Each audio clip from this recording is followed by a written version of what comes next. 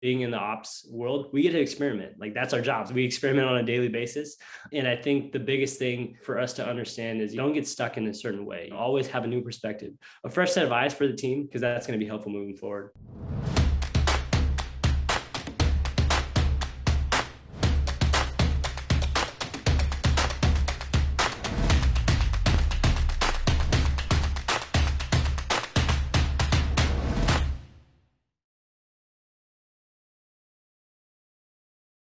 For me, the biggest philosophy that I sort of have and utilize being in sales ops or rev ops or any sort of ops for go-to-market operations is making sure you're making an impact for the broader team and giving them the whys behind it. Always presenting and communicating the why behind this change of anything. It could be adding a new field in Salesforce. It could be showing a new way to become more efficient on a forecasting process, or a new way for a rep to sell into a business. But to understand the why behind it is important, because I remember when I was an SDR and, we had to do X amount of dials, X amount of emails, but I always want to know why. What is the reasoning why I have to do this? I was the annoying person to raise my hand all the time and ask these questions. And I want to be able to present the context for reps to understand this is the why behind it. This is the important reasons why. And really, we want to help you become a better seller. We want to help you get the insights that you need so that you obviously can hit your number and be successful at the company. Okay, so why is an important part of driving change? For sure. That's one of the biggest. And communicating the why is also equally as important. Maybe making sure that's documented somewhere, because as a rep, you're going a million miles per hour, especially, beginning or end of quarters. You don't really know, if a new process gets rolled out. If there's a one page or documentation that you can always reference, that's equally as important and helpful. Yeah, awesome. Want to come on to that piece. But I want to see how we get to the why. Obviously, this is a really broad question, right? But how do we get to this why? What's the process for deciding a why? What do we include in our why? Yeah, that's a great question. I think the first thing we have to assess, and this is where I sort of put my detective or my investigative hat on, of, okay, what is the actual process today? What's the current state of what they're doing? So if you look at it, an example is a forecasting process. How are we forecasting today, and how are the reps doing this? How are the frontline managers doing this? And how is this rolling up into the entire organization? Is this working? Yes or no? If it's not working, how do we get the reps to change? How do we get them to adopt a new process to get to the why behind it? Why should they change? Why should they move from Google Sheets to a forecasting tool? Why should SDRs move from this type of way of prospecting to this new type of way of prospecting, to breaking into our ABM accounts, as an example? I think, first you have to really assess the current state of it. Then, bring in all the cross-functional partners that you have. You have to talk to marketing, you have to talk to, your product team, engineering team, and also just getting a better sense of what the actual sales team is experiencing on the ground. Why does the EMEA region do it differently than the APAC region for forecasting? So once you have that kind of setup, you understand the current state of it, you bring on our cross-functional partners, and then you go into sort of the tactical execution mode. And that's really where the sales ops team comes in and kind of is tinkering with things and almost playing with their Legos and trying to build this new process for the team before you can explain the why behind it, why it's important. Yeah. Okay. Awesome. Let's continue this idea of the why. I think it's a good one. I'm interested now in how the why might change, because you said there you start pulling in other teams. So how do we get these folks all aligned around that why? Does our why, do we have to compromise on what we think the why should be for what someone else thinks the why should be? Like, where does it start? When does it end up, this word why? Yeah, I think it's obviously an iterative process. It's always going to be changing. It's dynamic. And this is because a lot of the times the sales process, the sales team, sometimes the go-to-market strategy is changing based on what's going on right now. What worked this quarter may not work 6 quarters from now, especially if we're scaling an operations type of business. When I first started, specifically at Udemy, we were a team of 3. Now we are a team of about 33 in terms of RevOps. So what worked in me explaining why when I was a team of 3 to the sales organization is not going to work when we have a full RevOps organization that's helping them.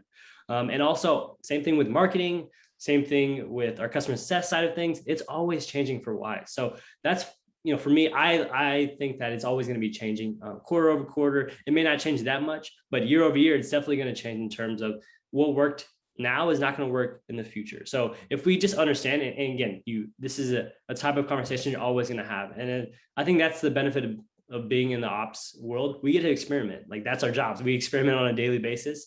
And I think the biggest thing for us to understand is, don't get stuck in a certain way, always have a new perspective, a fresh set of eyes for the team, because that's going to be helpful moving forward. Yeah, okay. Now I want to touch on something. 33 people in ops is incredible. I think there'll be lots of people very jealous of the amount of support there, but it also raises an important strategic point, right? Because when there's 33 people involved in ops, you're going to have big KPIs, big strategies. I'm sure lots of things that people are focusing on. And I'm interested in how that feeds down through the layers of the ops org into the execution that you'll be doing on the ground. Yeah. So we are structured in a way where we have our VP revenue operations at the top, and then we have sort of our second line as managers, whether it be directors or senior managers in different functions. So we have about 6 different functions, anything ranging from like deal desk, analytics, marketing ops, all the way till go-to-market operations, as an example. And each of these teams have about 4 or 5 people on them, and they work in tandem with all the other teams on cross-functional projects. Everything that we do is sort of in an Asana board, which is helpful for everyone to kind of visualize. But we also have weekly RevOps meetings where teams can get updates as a broader organization, and we can kind of understand where we are as a department and where we're moving to. And for KPIs, we're pretty aligned at the top, where they start organizationally from a company, and then how do we line up with our other sales leaders and CS leaders and marketing leaders and their KPIs, and how are we going to get them to be able to achieve their goals? It's kind of where we kind of match our KPIs. So, we're big on KPIs. We obviously input them on a quarterly basis. And I think that's helpful too, from a top to bottom approach, because, when you have that many people in RevOps, you can sometimes get lost in understanding, am I making an impact? Is this project important? And if it's not tied to one of the KPIs, then it's not prioritized. Really prioritize the main projects that are either going to impact what the business needs now and how it's going to scale versus, are we just doing this because, it's a small fire, only work on the things that we feel like are going to move the needle as a business. And as a team, we kind of adopted that culture. Yeah, it's really awesome hearing that, because many of the people on the blog are one person armies. So it's a real contrast. So I wanted to come back to this idea of the why. With a process, we can often find, as you all know, 6 to a year, maybe 6 months to a year later, maybe it's fallen off, maybe people aren't using it as much. And I'm really interested to hear your response to that. When this happens, what do you then go and do? How does that why you communicate change when it's something you've already implemented, but maybe it needs a reiteration, maybe it didn't work out as planned, for example? Yeah, this actually happens a lot with new tools that you bring on board, or even a new process you implement when you have a smaller sales team or CS team. You implement this in one region, or you implement this globally with a new tool. 6 months later, 12 months later, people are doing what they need to do and they're focused on selling, and they're not actually utilizing a tool or utilizing a process. And I think the biggest thing for us is, I come from customer success, so really making sure everybody's engaged with something. And adopting it across the board. And you have to remind them, you have to go through this with either a communication plan or partnering with the enablement team to make sure this is top of mind for everybody, because this is good for the business. So again, putting your investigative hat on and saying, well, why didn't it work? Well, if it worked 6 months ago, why isn't it working now? Are they too busy? Do they not like the tool? Really actually set up one-on-ones with frontline managers, set up one-on-ones with the best performing reps to understand, hey, why aren't we using this type of process? What can we do as an ops organization to be better? You really kind of go into the diagnose mode. If you were a doctor, or if you were a nurse, or if you were in any sort of medical care, what is the actual issue going on? And maybe they might not tell you the issue. You may have to kind of find it for yourself with very investigative type of questions to make sure that it's going to be helpful. But if it's not working for everybody in 12 months, then obviously there's something wrong with the process. So it's all right to scrap it, kind of start over and go about it in a way that's new, so that the team can understand, because maybe your sales team grew in that entire span of 12 months, and maybe it's a whole new fresh set of people that need a new process because it's a new problem they're trying to solve for. Yeah, understood. And I'm sure your SDR days are helpful for that investigation. Which leads me on to something else I really was curious about, because you've done the SDRing, you've done the customer success, and now you're in revenue operations, and that's all about alignment. And I'm really curious to hear how that background is facilitating you in RevOps today. Like, what did you learn that maybe folks who haven't been in CS should be aware of? Yeah, I loved being able to be on the actual pre-sale side of being an SDR. That's where I learned and got my bearings of, what exactly is the SaaS industry and what do we do? How does the sales process start from the qualification stage all the way to the close one stage? And being an SDR, you're exposed to the entire cycle of a business and getting to understand that. And then moving into more of the post-sale side of things, the customer success, you get to understand, what are the customers' needs and how do you have that white glove treatment to get them to be able to continue their business and renew.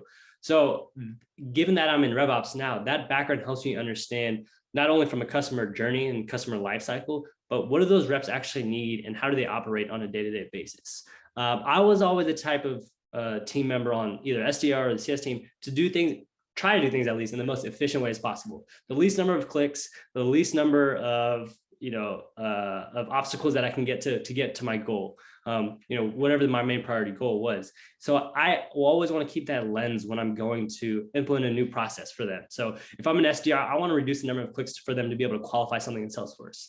If I'm on the CS side, I want to be able to set up some sort of process where they're able to provide feedback to the broader team for a certain subset of customers, or they're able to kind of explain, what's going on in their cohort. All of this is in a more efficient way than what they're trying to do today, because nobody likes to be bogged down with inefficiencies, especially with systems and tools. And that is really one of the biggest concerns that a rep can have is, how do I do this better because this isn't working for me now. So I always sort of have that lens when I'm working from the ops perspective. Awesome. Yeah, it's a great answer. I wanted to do an imagination exercise now. And this is maybe for folks entering the ops space, because obviously you've been in it for a while now. So it's great for you to reflect, but describe the perfect operations person from the perspective of a rep. Like if we asked a rep, the best ops person they ever had, what do you think they would list as character traits? Yeah, it's a great question. I think, a lot of the teams now, especially with teams that are small, maybe they have one person in ops. They're so busy putting out these small fires that they become task takers. And that's where you really want to move away from being an ops person. As a rep, it might be easier for you. And it's very similar, especially with smaller teams. As a rep, it might be easier for you just to ping them on Slack or on Microsoft Teams and say, hey, I need help with this, or can you help me fix this in Salesforce? But that person is getting inundated with hundreds of those a day and hundreds of those emails.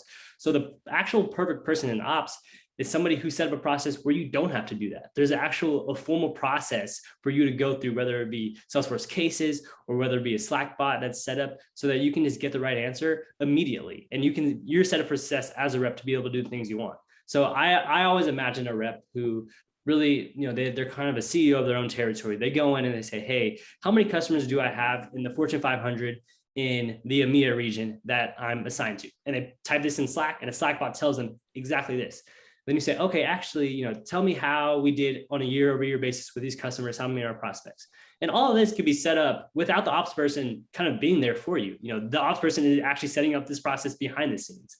And for me, that's the perfect way to do it, where the ops person is almost non-existent. They're in the background and they're pulling all the strings, and they're the engineer and they're the conductor, but you are actually interacting it with yourself. You're the person to kind of lead that, because I can give you as many answers as you want, and I can fix things and put out the little fires, but it's not helpful if you're not set up for success and you're actually doing the things that you want to get done.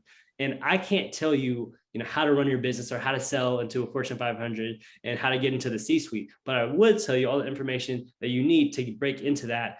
And I don't want to be the bottleneck for that. So having a perfect sort of ops person is someone who's behind the scenes supplementing all this information for them so they can get their job done. I love that. It's so awesome. It's almost like a really light touch approach, because then you're not getting in the way, but you are providing the value. Exactly. And for the sales reps, that's what they want, right? It's very quick for them, right? They want to be able to go back on the front lines of being able to sell, get all the information they need. As much as they love ops, as much as they love me, they don't want to spend, a 15-minute call with me. They don't want to spend and wait for me to get, a Slack 30 minutes later or half a day later. They want to just get the information that they need, process it, and then go back. And, maybe I'm there to offer strategic recommendations. I'm there to be, the buzzword of being a strategic consultant to them. But really for the reps, they just want to get the things that they are going to need to kind of be set up for success to help them hit their number. That's a great answer. Great answer.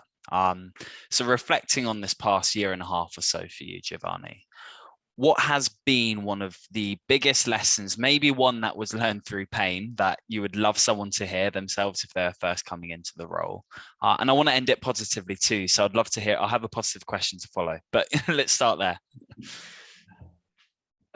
I think over the year, obviously everybody kind of working in different situations and it's been tough. The biggest lesson that I learned was that, as important as being on a team and growing a team and really onboarding a team virtually and globally, documentation is the biggest thing. When somebody onboards, there's so much internal knowledge that you may have and it, past context for any sort of operational thing that went on at the company that nobody who's onboarding in a global role is going to know about when they come into ops. So how do I make sure that the person who just got hired on the analytics team has all the right necessary context for setting up a new process for their side? Or same thing on the deal desk side. How do I make sure that they have all the right context to know like, hey, this is what we've done previously. And this is how we sort of got here. A lot of the times you go into the ops organization and, you kind of open, analogies, you open the closet and everything falls out. You're like, oh, like what is important? What's not important? How do I fix this? What do I need to fix? And everyone kind of tells you with bits and pieces, oh, this is important or this isn't important. And I think over the past year, that has really kind of been a tougher part for me, specifically being able to document this, being able to get all the knowledge that I have out of my head for the 3.5 years that I've been at Udemy onto a piece of paper so that anyone can actually read it and go through it and make changes to themselves. Because, I'm most likely now thinking about that one thing that we made in Deal Desk 2.5 years ago and the one change and decision we made since I'm kind of thinking about the future. That's going to be helpful for somebody coming into that type of role. So being able to document and process this when somebody onboards and just having a good onboard experience for anybody in ops, I think is something that I took away from this past year. Really positive way of spinning it, because you're right, like especially when stuff is growing quickly, it's like, oh, new process, we'll do this, and it's like, wait, what's all that stuff we did a while ago? So that's great. Final question for you then. If you're in a room full of revops heroes like the A team or the Avengers, whatever you aspire to, what would you ask them? I'll look around the room and I would kind of just assess, how many people are in the room, and I would ask them, where do you see RevOps going in the next 10 years? How do you see the RevOps industry? Fairly new, it's kind of been repackaged as RevOps. It's kind of always been the go-to-market operations.